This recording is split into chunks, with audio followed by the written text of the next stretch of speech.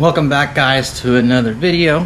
What we're going to be doing today is we're going to be fixing the hyper flash that the car has. Now, the reason why it's doing that, and it's really dumb, and the dealer did this, and their only solution was to just go back to stock red tail lights. But they the solution that they came up with is like, let's go back to your old thing. I'm like, well, can't you guys just fix it?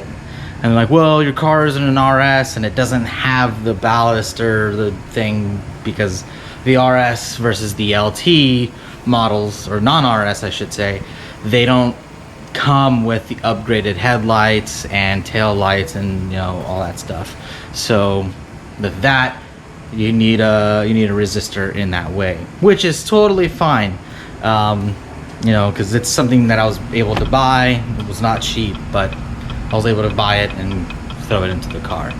Now this is like the third time I've had to replace this thing, but I think the reason why this one needed to be replaced is because when I was autocrossing, it's actually kind of dangling down, and I'll show you guys what it looks like, but it was dangling down from the light, not the light, but it's kind of like dangling, and when I was racing it was like flopping around everywhere, and must have broke the ceramic in the actual resistor, and it just needs to be replaced. But what I'm going to do today is I'm actually going to clamp some connectors on the actual harness, so that way if it does break again, I don't have to keep resoldering and then cutting into the line, and eventually have to buy new ones. It'll just be as simple as unplugging, soldering new ends to the resistor, plugging them in, tape it up, and then throw it back on the car.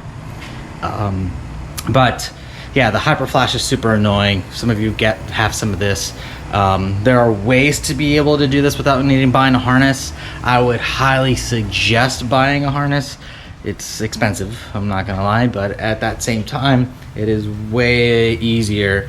You don't have to splice, you don't have to figure out which cable you need to splice into, yeah, it just makes it a lot easier. So yeah, so what we're gonna do is we're gonna take the tail light out. It's the driver's side or passenger side that's out, and we're gonna go ahead and get that fixed. And it's honestly really easy if you have the harness to be able to plug it in and just put it all back together. It's kind of hard to kind of put the actual headlight back in without, you know, scratching, which I've done, but it's not that bad. Or without pinching any cables. So yeah, we'll get on it. Alright, well, it's a pretty simple procedure to get to the headlight, or the tail light.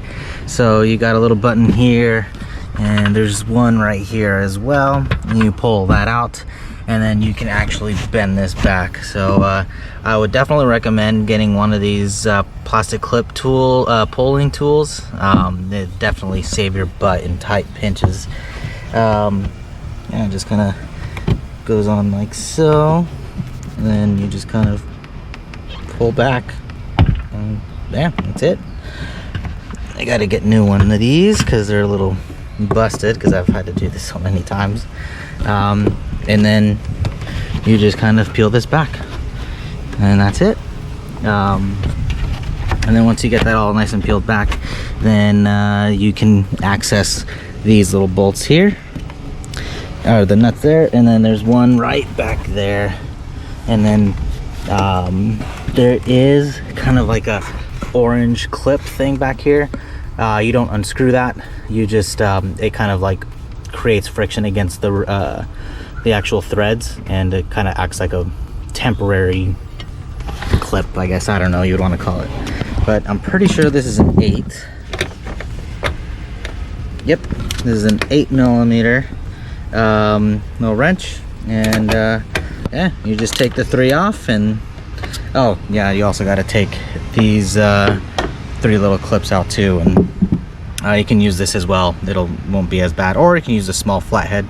But yeah, you're gonna take those 3 out, and then this little cover pops right off. All the bolts are out, including that one, and got the little top portion off, which I'm going to clean up before I put it back, and I'll probably do the other side as well. But what you're going to want to do is you're going to want to pull straight back, and so that way you don't end up scratching your bumper like I did a while back. So try and do this and just go gently. There you go, should pop right out. And I just kind of set it inside here.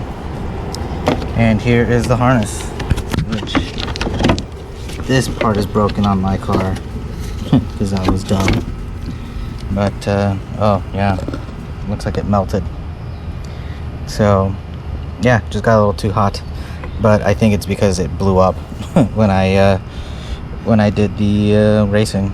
So yeah, see, the ceramic broke. But this is the harness. Got it from Gen 5 DIY, and yeah, it just pops right off.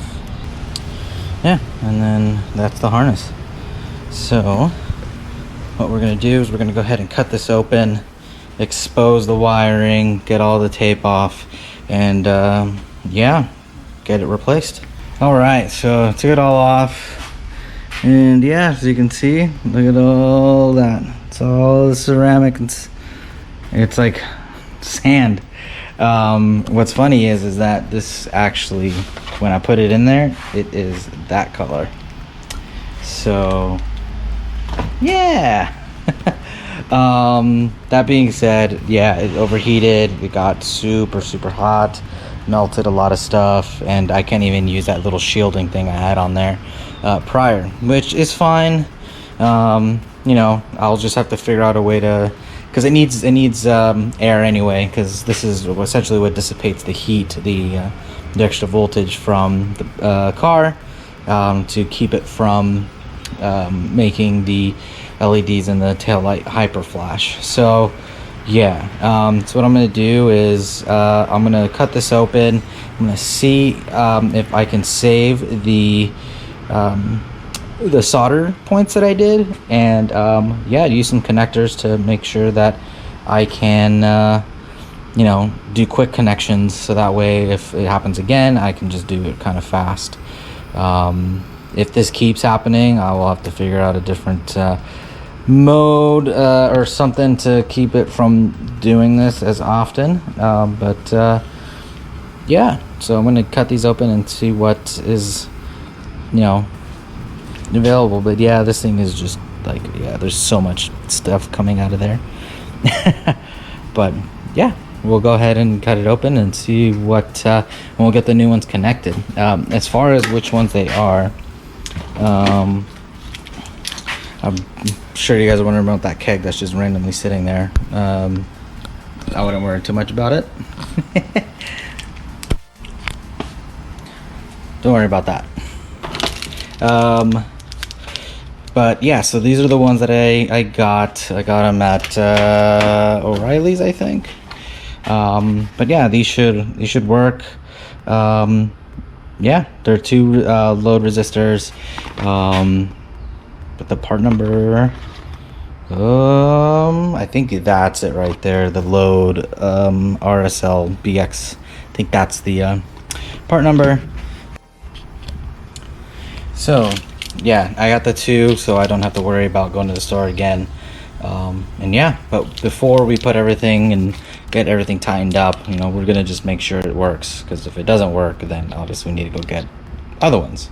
But I think this should be fine. So we'll go ahead and cut this open, or get this taken off, and then try and put some connections to make it easier. Now we've taken off the old one, and looks like I don't have any little connectors that I can put on the end of this. So what I'm going to do is I'm going to do what I think is called a space solder joint. And what it does is, instead of it being kind of like wrapped around, you solder the ends and you kind of weld the two together, or not weld, but you solder the two together, but it makes it a good contact, but it makes it easy for you to be able to pull it off without needing to cut wire. And they'll already be tinned, so you don't need to worry about you know, redoing that or cutting extra wire to expose more. And yeah, I just just wrapped a little bit around the this end here of some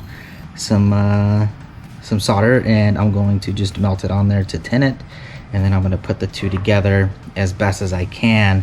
And you can probably like do like a loop just so it stays in place, so once the solder melts, it'll melt together. But you got to be very steady, and I might use some pliers or something just to kind of keep them together. But yeah, we'll go ahead and do that. All right, well, we got the resistor on, and my welder or my soldering is absolutely terrible when you don't have the right tools to do it.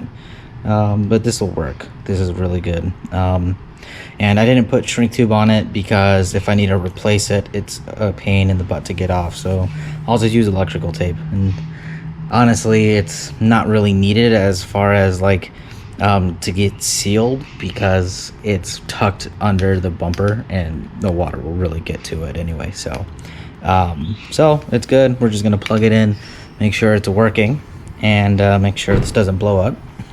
And yeah, if it's working, then we'll put everything back together. So we got it all put together. I tested it before I did all of this crazy stuff.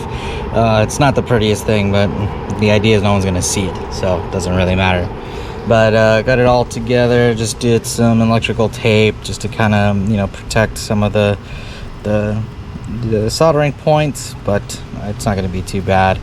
And to help prevent it from, I mean, it's still going to swing a little bit. I might even just like,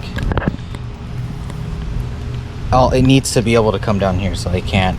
But I'll see if I can find somewhere down there to be able to anchor it to. But that's it. So we're going to just connect it back in. Kind of goes the opposite way. Goes this way. Connects there, and then we're going to drop that down there and see if we can find a little spot to, you know, zip tie it to, and then we put it all back together. And that's it. Easy fix. And now you don't get that annoying hyper flash thing going on. So I wish I could help you guys when it comes out to if you don't have the harness, but I just honestly would recommend doing it. That way you're not splicing into anything and you don't pick the wrong wire. So yeah, it's a little expensive, but that being said, it is plug and play. It's super easy to kind of just, you know, get it going and taking the head, you know, the tail light out and putting in the harness, and that's it. So I'm not an electrical guy, you know. I just know what I've done on multiple occasions with the car. So definitely just be careful when messing with any electrical portions of the car. I didn't disconnect the negative on the battery because I usually never do, but I'm also very careful. But if you've never done this, I would just recommend pulling it. But yeah, but that's pretty much it. The car's done. Now it's just putting everything back together. I'm just gonna wash those little shields that go over the taillight, so that way they're a little bit, you know, they're black again and they're not like kind of gross looking, because I haven't really washed them.